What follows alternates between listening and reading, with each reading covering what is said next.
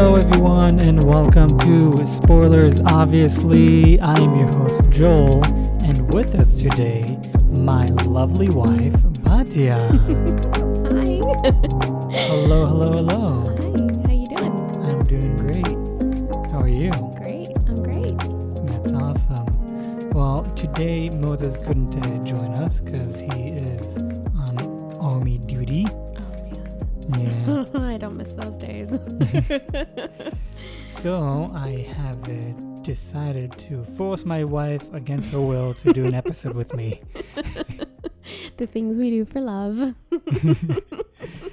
I'm actually happy to be here, so it's okay. That's awesome. So today we are going to talk about Game of Thrones House of the Dragon, episode 3.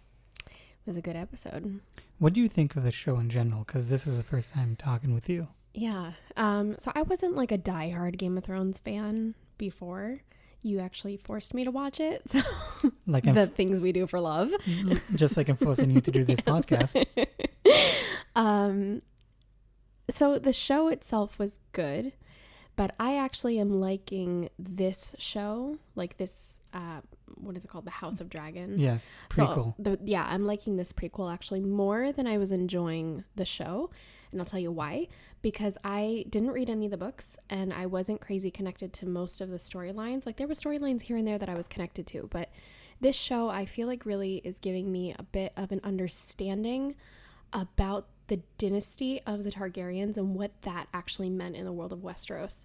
And that's information and basis that I didn't have before when I went into watching the show before. So it's like, oh, cool. Okay, Dany Targaryen. Like, I get it. She's like, mother of dragons, blah, blah, blah. Like, she's a big deal, chick with white hair or whatever. But like, it didn't have the same meaning to me as now. Like, I understand, okay, her family she's not just a chick with dragons. Like, her family was a big deal. Yeah, they totally were. Yeah. So it gives me a better understanding of that history now to kind of process the show after I've already watched, the actual Game of Thrones show.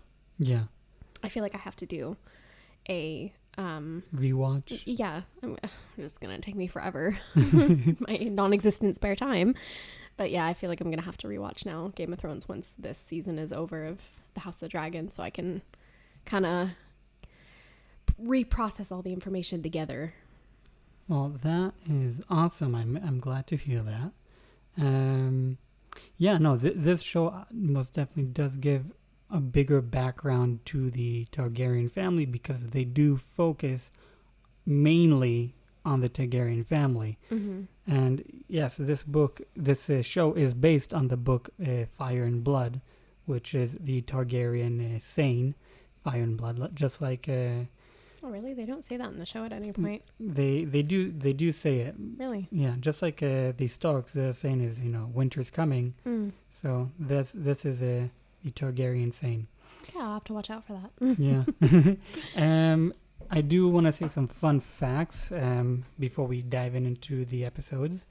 So like I said last episode, they did announce season 2, and because of episode 1, so officially we have season 2. Oh, so they renewed it on the pilot episode? Yeah, they okay. Wow. Yeah, so we had episode 1.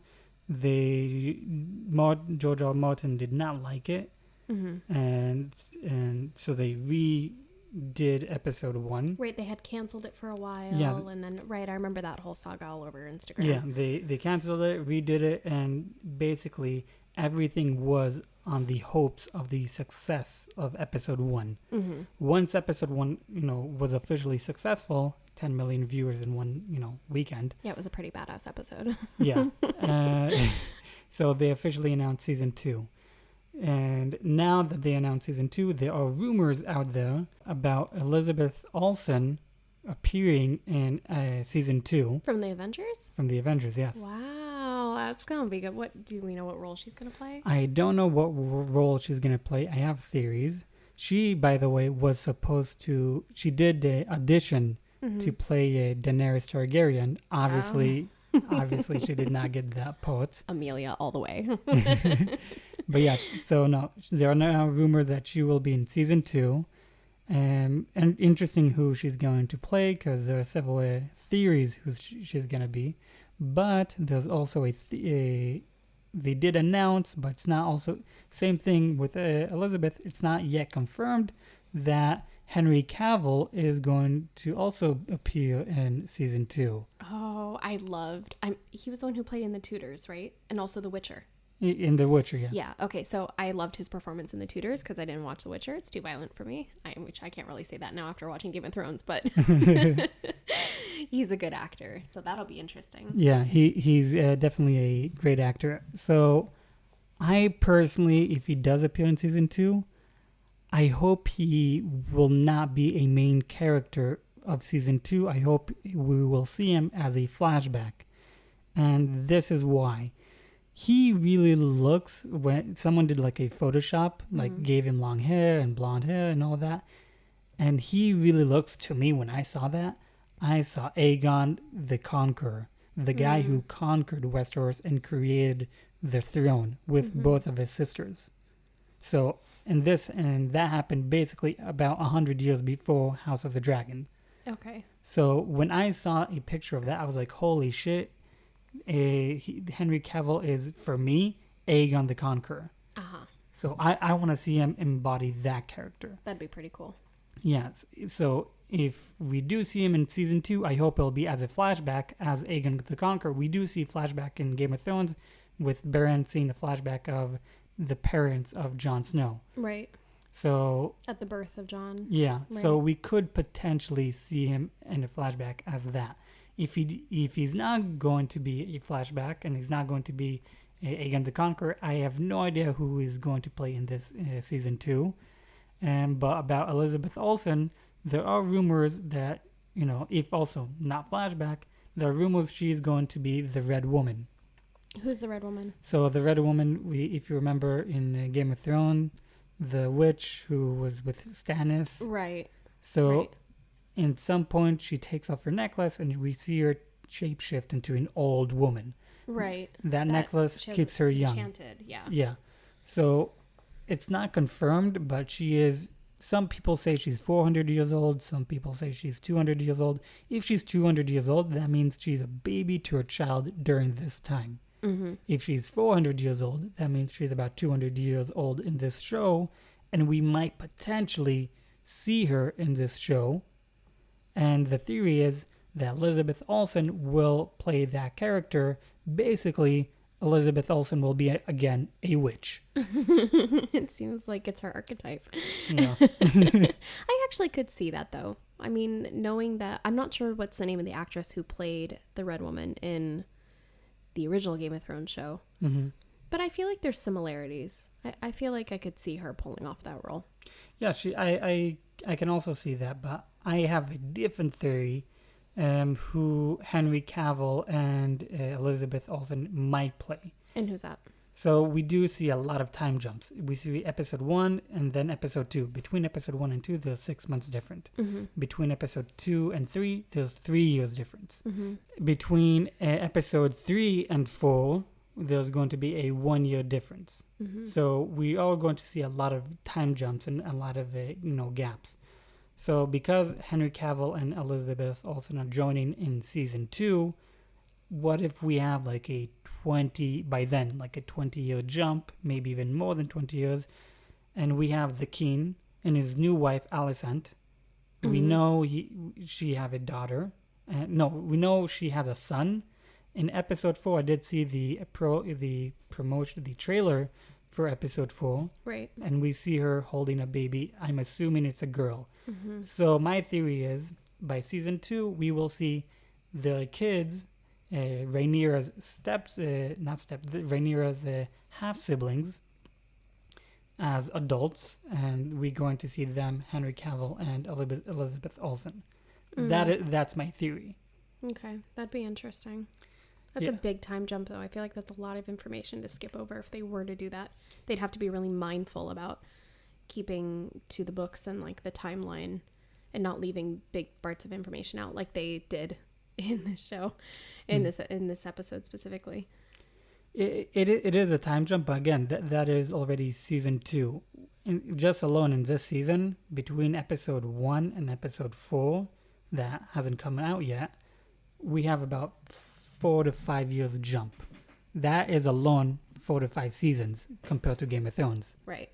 So that is still a big jump. Mm-hmm. But anyways, let's actually get into the actual episode. Episode 3. We start the episode with a guy being kind of crucified by the crab eater. The crab feeder.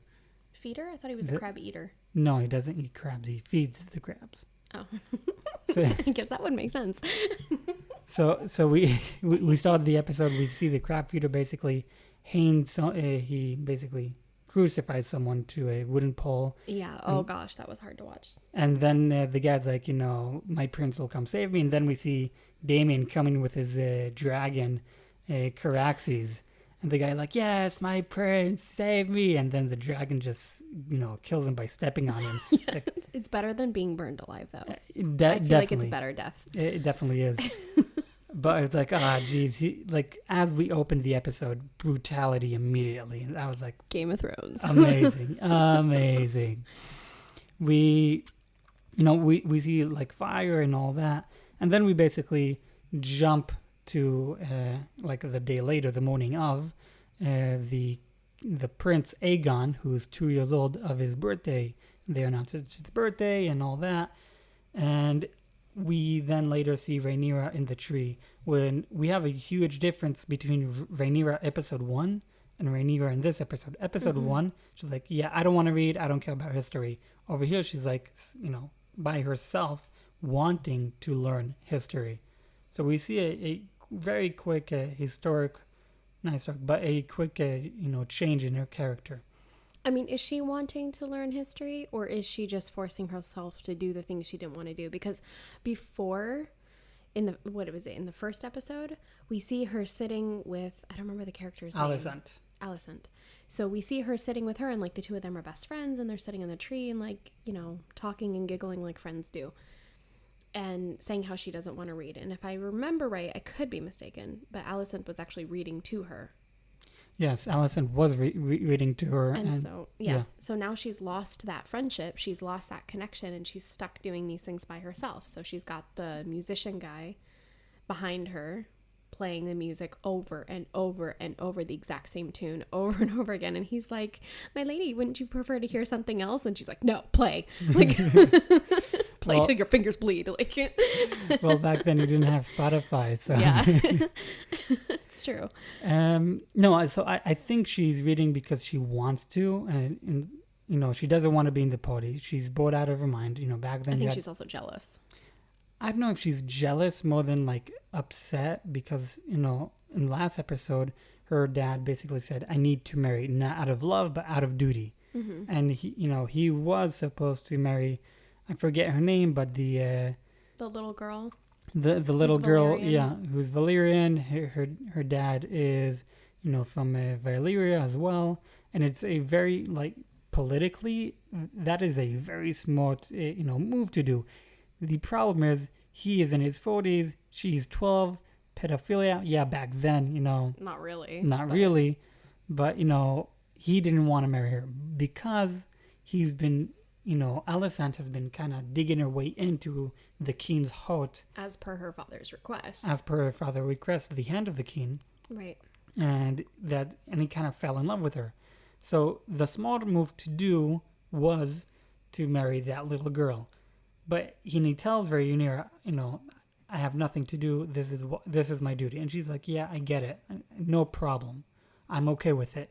And then he kind of goes behind her back and marries Alicent out of love. And over here... it's different, though, because he thinks that he's having a conversation with her about Alicent. And she thinks that he's having a conversation with her about the little girl. Mm-hmm. The Valyrian little girl. So you can see that there's a total miscommunication in the conversation, because he's saying how he has to marry and stuff, but that he's not talking about the little girl. But because Rhaenyra saw Rhaenyra saw him walking with the little girl in the garden and talking to the little girl's mother, on the patio, he didn't know that she saw that. So he thinks one thing and she thinks something else. So did he really go behind her back? I mean, he's the king. Does he really need to ask his daughter for permission? Would it have been kinder? Yes, but he's the king. He doesn't need to ask her permission, obviously. But yes, he did go behind her back because it is her best friend and he knows that. So either way. That's true. It was a lose-lose situation. Yeah, either way. it was a lose-lose, but it was also a win situation if he would have gone with the smarter option. Mm-hmm. But he doesn't go in with that option, and we see kind of a fracture. We see now Alicent is the queen. She gave birth to Aegon, and she's also pregnant with the next baby. And we see as Rhaenyra is, reading the book, Alicent is like, coming like, yeah, Rhaenyra, and Rhaenyra's like, yes, your majesty, my queen. It's like, from best friends to be like, you are now my queen, also stepmother. It's kind of like, you see the change of power. Yeah. And she seems a bit egotistical about it almost. Not the queen, Rhaenyra. It's like her ego's kind of been bruised a little. Yeah, it was bruised. And I totally understand her. But, now she's, she's upset because she was promised the throne. Mm-hmm. She, for the first time in 100 years, a woman is now the heir to the throne. And now that she has a half brother, it's like, yeah, I know what's going to happen. I'm going to be kicked off and he's going to take over. Mm-hmm. And now there's no use for me. You can literally do whatever you want with me. You can sell me to whoever you want. And she's not okay with that. We see that later in the episode. Exactly. We see that later. She doesn't want to be married to anyone or to a Lannister because she's afraid she'll be, misplaced. She'll be removed. Mm-hmm. Later we see a lot of conflict. Like everyone goes to the king like, hey, you have a son. For the past 15 years, no one knew who was going to take over the throne. And then you add your daughter, which, we said we are okay with it, but deep down inside, we're not okay with it. Now that you have a son, you should announce that he is going to be the heir of the throne. Right. And he says, like, yeah, no, I'm not going to do that. But at the same time, Rhaenyra doesn't hear this. Mm-hmm. So she still believes, oh, you married because you wanted to replace me. Right. So now she is in her, world about that. And he is like, no, I'm going to defend my daughter and I'm not going to replace her. But on the same side, he's also doubting it. Exactly. So later, he goes to the campfire, all drunk, and he tells Alicent, like, he had a dream that so vivid, just as vivid as, you and me are right now talking to each other, like real vivid, lifelike dream that he has a son sitting on the throne wearing the crown. And he was so stuck on that dream that eventually that killed his wife. That didn't kill his wife. He killed his wife exactly. out of choice. Well, honestly, to try to follow a pipe dream that he might have a son, which thankfully he had one in the end. I guess it made it worth it. No, but that son died after like after a day. But no, it wasn't even a day. It was after a day. It was for a day. That was his nickname that Damien gave him. But she honestly had no other choice. It was, or she dies and the baby dies, or she dies and the baby lives. Eventually, the baby died as well. So, it was a lose-lose situation for him. But no, so he does say that he was so stuck in that dream that eventually killed his wife, but he never thought he would ever remarry. Mm-hmm. And because of that, he started to regret, did I do the right thing, putting Rhaenyra as heir to the throne? And that is his big issue. So we see he's starting to regret that. But at the same time, he's defending Rhaenyra by saying, like, no one is going to replace you. You are still going to be the heir of the throne. Which is a shock to her to hear that. Exactly. Because she was really expecting to be, kicked down from her spot. Yeah. Like, he tells her, like, it's time for you to marry. You need to marry. You are of age. She is 17 years old. And she's like, I don't want to marry because I don't want to be replaced. But, like, no one is going to replace you. Mm-hmm. He eventually tells that to her. And he even gives her the blessing, I will let you choose who you want to marry out of, love. Something that, let's be honest, she doesn't really have a say, because it's for power. You marry for power. Right. But she kind of came with a counter, like, you didn't marry for power. You had that option, but you decided love. And that's why he gave her that blessing. Mm-hmm. And, there's the big hunt to hunt the deer, specifically. Stag.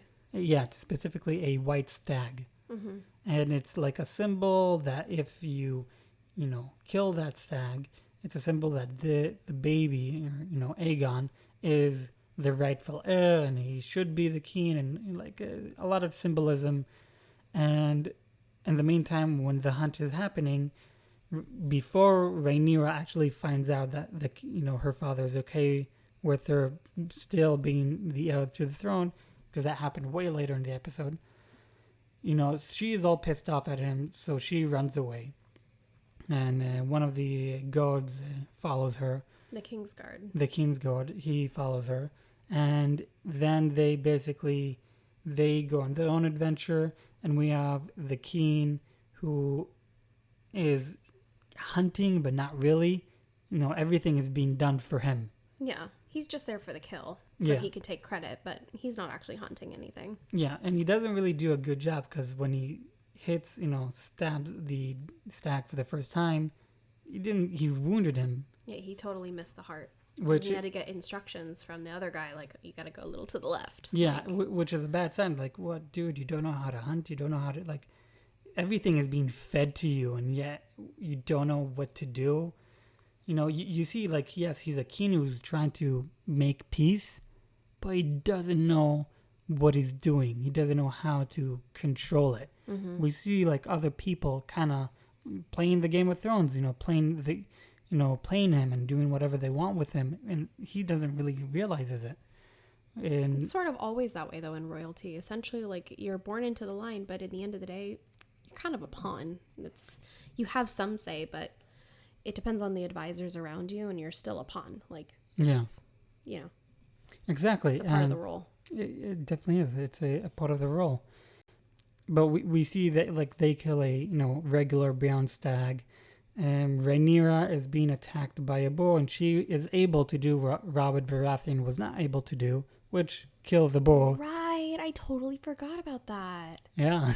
Right. Oh my gosh. There's also, so she kills the boar, and really violently, and then she and the Kingsguard, they go into a cliff, and then they see the white stag, which... Not just that they see him, the white stag comes to her. He doesn't come all the way to her, but yeah. No, but he presents himself. He could have noticed that the humans were there and walked away, but no, he's like, I am here. Like, it was sort of like a sign from the gods for her that she's really the one who's royalty. She's really the one who's supposed to be next in line. Yeah. And not the son. And I thought that was a really, really cool... symbolism. Yeah. Yeah, there's a lot of... It's profound. Yeah, there's a lot of symbolism in this episode. I was also kind of interested in the fact that the king killed the stag, which we know stag is Baratheon. Right. And eventually Robert Baratheon, will kill all Targaryens, and he will sit on the throne. So it's kind of like... symbolism again. Again, it's a lot of symbolism, and it's very interesting how they play everything over here. But then, yeah, Rhaenyra goes to the camp with the boar that she killed, and everyone's like, "Oh my god!" And she's like drenched in blood. She's drenched with blood from head to toe, and is just like, I can do my own. I can stand on my own. Something that the king couldn't do. Like, she did this by herself. Mm-hmm. And the king needed someone to hunt the animal for him and then give him instructions on how to properly kill it. Exactly. So it's very, like, we see the difference of she is going to be a ruler by doing things on her own.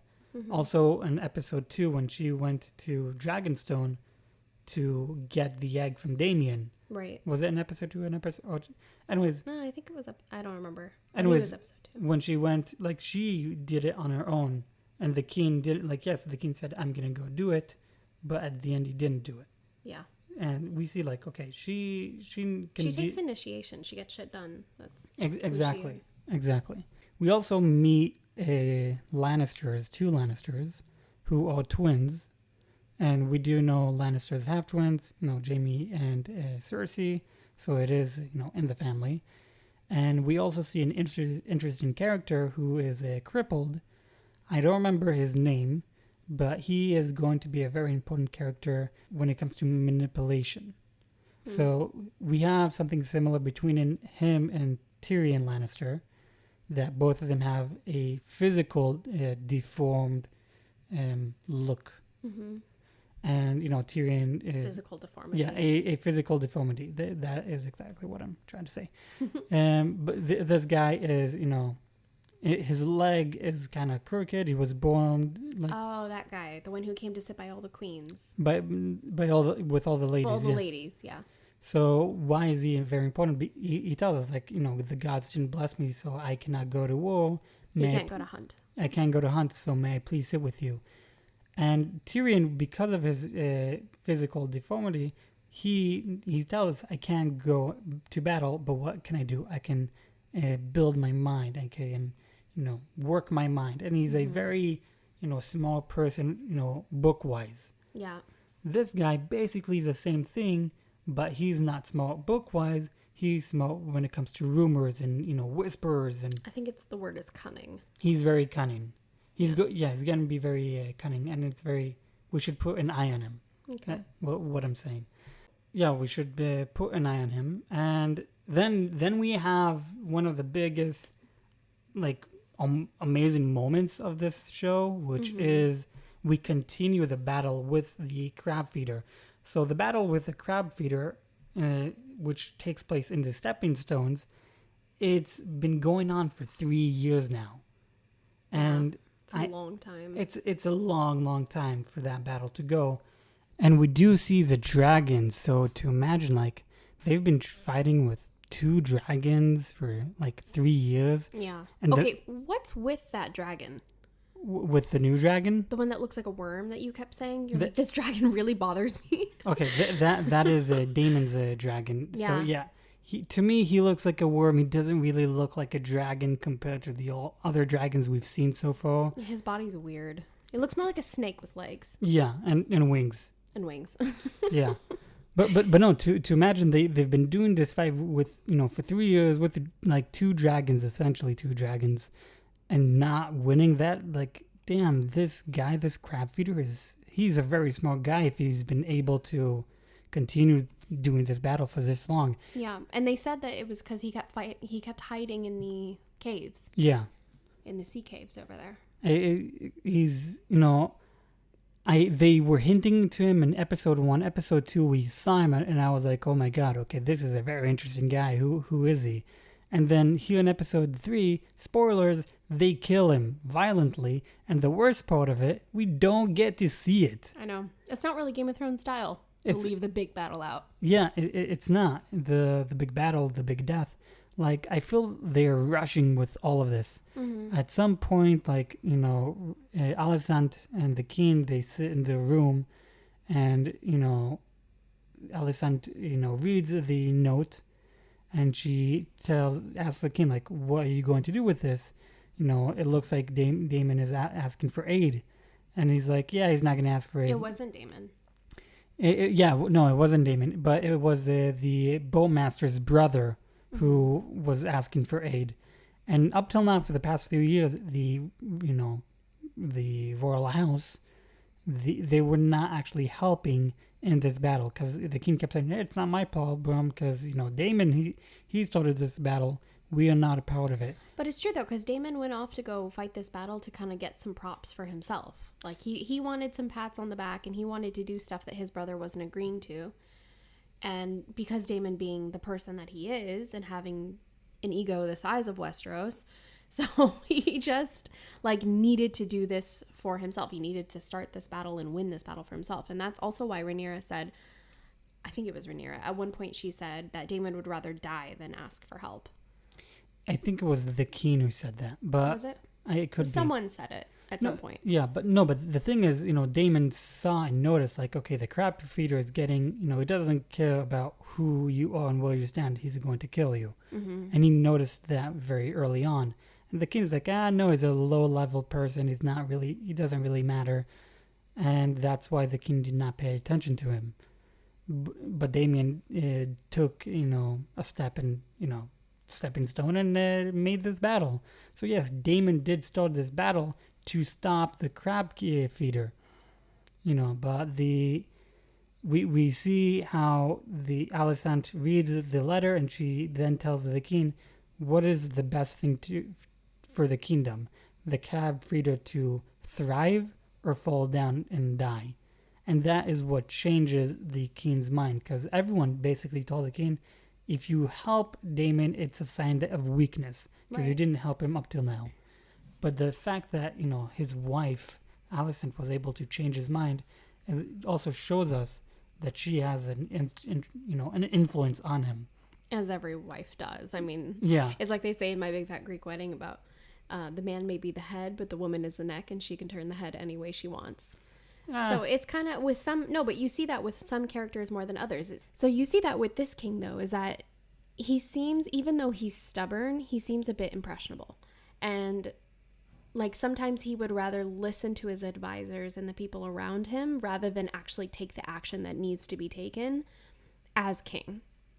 And so I think that him listening to his wife kind of even further goes to show that, like, that's not the typical thing you see in Game of Thrones, is the kings listening to their wives, or anyone listening to anyone, to be honest. Like, people do things of their own volition for the most part in the world of Game of Thrones. And so for him to accept so much influence from others around him, whether it be his advisors or from his daughter or from his wife, then it says, I think, a bit about him and his personality and the way he chooses to rule. Yeah, I definitely agree. We do see in Game of Thrones that the king does take influence from the Hand of the King. We also see it over here, and that's why up till now the king was listening to the Hand of the King, and that's the whole point of the Hand of the King, though. Yeah, but up till now he was only listening to him, and now he got influence from his wife Alicent. So he basically sends aid to Daemon and to the stepping stone battle. Daemon, like the next scene later, and I'm getting a lot of season 8 vibes over here, because the next scene later, here's the delivery guy, the messenger. Here's the messenger. Like really, the next thing we see, the messenger delivers a message. It's like, dude, that help is on its way. Yeah, this should take like several months, if not 2 episodes. Well, ravens. No, it's not. The thing, it's not a raven. It's a person. And because of that, I'm getting a lot of season 8 vibes. Yes, I understand you skipping a lot of stuff because you're doing a lot of time jumps. So, okay, you basically told me a few months went by like this, by him getting over them. But he gives Daemon the message, and Daemon does not want help. He doesn't, because he wants the credit. Right. So he beats the living shit out of the messenger. Don't kill the messenger. Don't shoot the messenger, yeah. And then he does something that basically what helped them win the fight, which was not using the dragons. It was going and actually fighting, people. Hand-to-hand combat, not from the sky, but... Exactly, because they would always hide whenever the dragons come. Yeah. And this was the only way. So Daemon goes over there, to basically surrender. But the scene before, though, I don't remember the name of the character, but he's Valyrian, he's black with the white hair, and then his son. So they were talking about what's the best plan that they should do and how they need to sacrifice someone. Yeah. In order to draw everyone out of the caves. And the guy said, well, Daemon will do it. Like, Daemon's ready to sacrifice himself. And the father's like, are you crazy? Like, he is royalty. He's not going to sacrifice himself, and we're not going to sacrifice him. Like, that doesn't work that way. And then the next scene, you see Daemon go to draw everyone out of the caves, and he's like, oh, yeah, truce, waving the white flag. Yeah. And he really, in the end, he actually sacrifices himself just so he can win the battle, because like someone said before, he'd rather die than accept help. Exactly. And it also shows what kind of character Daemon is. He, just like Rhaenyra, he is doing, he's going to do his own stuff. Yeah. No one is going to tell him what to do. Right. Rhaenyra is still at the beginning of, I'm going to do my own thing. he is like already there. He's totally headstrong. Yeah. Yeah. So we see him like basically going to surrender, but obviously he's not surrendering. It's a lie so they can get out of the caves. The sea caves. And that works. They get out of the sea caves. There's a battle going on, and he kills single-handedly like a crap ton of them. Yeah, he just massacres them without help from the dragon or from anyone else. He drags them out of the caves, and you see the crab eater in the back over there, just like sending off like another couple guys, like 5-6 guys at a time, and he's just single-handedly taking each and every single one of them on and just murdering them. Yeah, he does take like 3 arrows, like one to the chest, well, to the shoulder, and like one to his stomach, lower stomach, and another one to his leg. Mm-hmm. But that doesn't stop him. He continues to battle, and then he's basically surrounded by all the enemies. And out of nowhere, the kid and his dragon, they come, and the name of the dragon is Sea Smoke, something like that. Really? I didn't catch that. They don't say in the episode, but okay. They do say later on. So his name is Sea Smoke, and he's a very big dragon. He's gray, he's white, something like that. So it's very, he has an interesting look to him. I liked his look. Yeah. So he burns the rest of the people. The crab feeder runs into the cave, and Damon follows him. And this is like, I want to see this battle. Yeah. But the next thing we see is Damon exiting the caves, drenched in blood, just like Rhaenyra was. So another symbolism.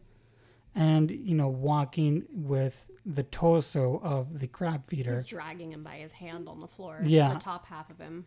With some of his guts hanging out. It was gnarly. It was insane. And they go out, basically declared that, yes, the 3-year war, the Stepping Stone War, has officially ended. And, they won. Mm-hmm. And I do believe that's it. Anyways, I do believe we got to the end of our episode. I am your host, Joel, and with me today, my lovely wife, Batyah. I had a wonderful time. Thank you so much for forcing me to do this episode with you. You're welcome. Spoilers, obviously. We talked about Game of Thrones House of the Dragon episode 3. I will put link in the bio for the Hebrew podcast. Give us 5 stars on Spotify, Google Play, and Apple Music, anywhere else you can listen to. Anyways, until then, we are Spoilers, obviously, and we will catch you up on the next episode. Bye.